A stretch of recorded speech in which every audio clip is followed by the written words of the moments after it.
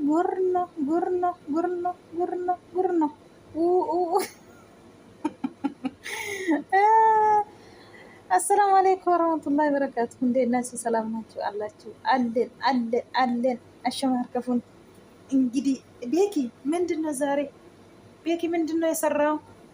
አይ አይ አይ ጉድ አይ ጉድ። ግን ብሩኬ በጣም እውነቴ ነው የምላችሁ ዛሬ ስሜቱን ቆጣጥሯል። በእውነት ልጁ ይመታል ብዬ ፈራውኝ እኔ ወላሂ አልመጣም። ምንም አይደል። ዝም ብሎ ሀይሜ ላይ ነው የሚጮው። ምን ትሰራ? ምንድነው የምትሰራ? ምንድነው ደግሞ በራቁትህ ምን ትሰራለህ እዚህ ያለ ነው ልጁ። አጋጣሚ ሆኖ ነው። ምንም አይደለም። እንዳንተ ያሰበ አይደለም እኮ እንዳሰብክ አይደለም። ምንም አይደለም ሲላት ምንድነው አልኩኝ እኔ ምንድነው አልኩኝ እኔ ብሎ የጮውን ሀይሜ ምን ትሰራለህ እዚህ መልሽኝ ሲላት ትላለች ደግሞ። አይ ሀይሜ አትስቂም፣ ምንም አትልም። በቃ እንደ እውነቱ ነው እንደ አድርጋ ነው የምታሳይ ማለት ነው። እውነቴ ነው የምላችሁ እኔ ልጁን ይመታል ብዬ ፈራውኝ። እውነቴ ነው የምላችሁ ግን እንደ እናቴ ልጅ ነው የሚያይካ። እንዴት እኔ አንተ እኮ እኔ ጎደኛ አይደለም እንዴት እዚህ እንደዚህ ታረጋለህ? ምን ትሰራለህ ደግሞ እዚህ? ትናንትና ማታ ነው እዚህ ያደረ ትላለች ደግሞ ብሩኬ እውነት መስላት ብሩኬ ጨው ሀይሜ ላይ ጨውቱ ራሱ ያስፈራል። እውነቴ ነው የምላችሁ ምን ይሰራል እዚህ ደግሞ ማታ አለ እዚህ ያደረ ያለ። ኧረ ጎበዝ ናቸው። እኔ ልሂዳችሁ ስል አትሂድ እዚህ ቆይ እሱ ልሂድ ያንተ እዚህ ሆኔ ትላለች ሀይሜ ደግሞ። ትራተሩ ጥሩ በጣም ጥሩ ነው ልጁ ማሻአላህ ይችላል። እውነቴ ነው የምላችሁ ይችላል። እኔ ብሩኬ እሱን ይመታል ብዬ ፈራውኝ። ግን ብሩኬ እውነት ጎደኛ ስለሆነ ስሜቱን በደንብ ቁጣጥሯል። መጨረሻ ላይ ነው ሀይሜ ላይ ለጮ እንጂ ምንም አይለም። እንደዚህ ነው አንዳንድ ጊዜ ገጠማል ቻሉ። እንግዲህ ሀይሜ እኮ እኔ እኮ ጊዜ ነው የሚያስብ ተባበርኝ ስላት ልጁ እኮ ፈርቷል። አላህ ይርዳኝ። እኔ ብሩኬን ይወዳለሁ። እንደዚህ ውስጥ መግባትም አልፈልግም። ግን ሀይሜ ተባበርኝ ያለች ምን ያደርጋለሁ ብሎ ልጁ ራሱ ደግሞ የሀይሜ መኝታ ቤት ሲገባ ራሱ እንዳያችሁ ነው እንትኑ ላይ አልቀምጥም አለ ከስሬ አልጋ ላይ አልቀምጥም። እውነቴ ነው የምላችሁ እኔ አልጋ ላይ አልቀምጥም የሀይሜ አልጋ ላይ ብሎ ወንበር ወስዶ ነው የቀመጠ። ወላሂ አረ ልጁ በጣም ጥንቃቀኛ ነው። በጣም እናቱ አሳደገች ነው። እናቱ በደንብ እንደ ብሩኬ ነው ያሳደገችው እናቱ። አንዳንድ ሰዎች ግን አሁን የኛ ሀገር የኛ ባህላችን ማንም አልጋ የሰው አልጋ ላይ አይቀመጥም ማንም ሰው። ግን እሱ ይችላል። እውነቴ ነው የምላችሁ አልጋ ላይ አልቀመጥ ብሎ ትንሽዬ ወንበር አገኘ እዛ ላይ ነው ቁጭ ያለ። አላህ ይርዳኝ ዛሬ ያለ ነው። እውነት በጣም ጎበዝ ነው ልጁ ራሱ ማለት ነው። አኩማ አርጊተኒ ጋ ሀይሜን ቤኪ ዋምቴ አካ ኢሼ ብረ ቡሌ ፈኬስቴ ጀቹudha ካሜራ ጎለ ኬሰስ ኬሴ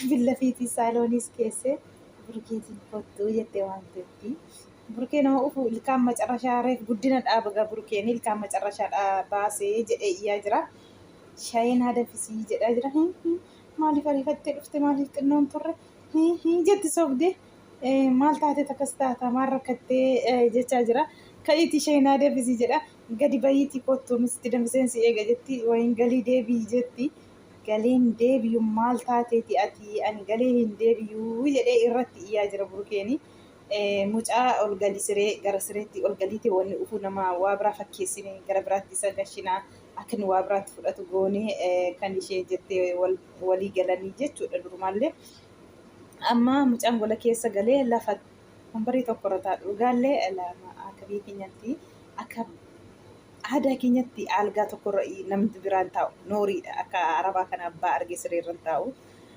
Amma algaa haimee irra taa'u jedhee wallahi dhugaa kaameraan gola keessa illee jira. Lafa wambarii xiqqittii tokko argateeti lafa taa'ee jechuudha. Dhugaa rabbi nooriidha miti nu biratti dhugaa algaa namarra taa'uun algaa haimee irra taa'u jedhee gola keessa wombarii tokkorra taa'ee jechuudha. Achi gizee burukeen xinnoo ture. Sobeen nama dhiqate fakkaatee shurraaba baafatee dhufee jechuudha. Hawwa dhufuu maal beekii maal fuuta siitii jedhee burukeen na'ee kanaafan batan taati maal fuudha jennaan edda galgalaa as bulee jette. Sumaayyuun edda galgalaa as bulee haa jedheen maal fuudha jedhee iyyee ka maal fuudha mana kana keessaa akkati yaaddutti miti jennaan maaliin siniin jedhe silaa jedhe akkati yaaddutti kana miti obsa godhuu jedhaniinna sila maal siniin jedhe inni immoo jechuudha.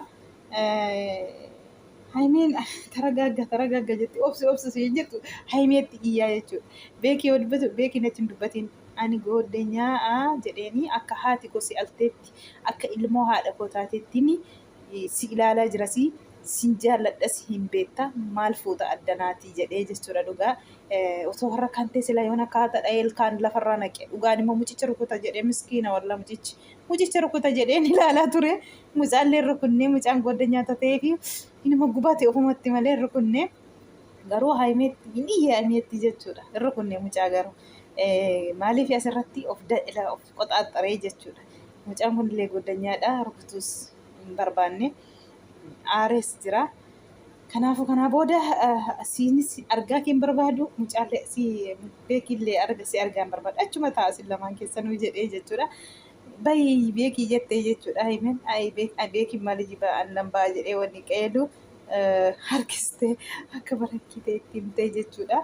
Lama isaanii ilaali kaameraan kun nuti gizee jedhanii burukeen naasuu guddinarra qorree dubbachuu dadhabee jechuudha. Dhugaa rabbi. Haimeen as gangashiitii achi gootii as gootii iifatama jetti hin dubbatu gungumaan dubbachuu didee jechuudha. Burukeen hin na'ee dhugaa isatti fakkaatamudha. Inuma qorree dhugaa rabbi. Mucaa argullee naasu maal fuudhara qullaasaa jedhe. Sumayyuu manyitaa bitii keessaa gola kee keessaa gadi ba'aa jiraa jedhe maal fuudha jette. Isheen immoo haan edee galgalaatiyyoo as bulee jette. Maal sinitti haa dhagaamu too sin hidhatee amma dhugaa rabbi mee ilaalame achumattu maaltu sinitti haa dhagaamu dhugaa inni iyyeellee kana biraallee mucaanillee akkam jaallata gooddeenyaadhallee akka haati koo naa alteettiin jaalladha ni ilaalallee akkasittiin jaalladha ani isaa olitti ani ilaala akka bulaa kootii olitti inni jedhee jechuudha. Ati maal fuuta sumaa gooddeenyaa koo taatee isumayyuu maal fuuta gola kana keessaatii kan inni jedhee jechuudha. Akkati yaaddee kanatti miti obsi ani fuulee qadhee malee waa biraa miti jenna sila maal siniin jedhee baay'eessatti dhagahamee aarii kiw jedheera cungaarra waaddee kaatee jechuudha. Haimeen sila rafteen bultuu liqa deebisachuu fi kana fakkaatti viidiyoon korra.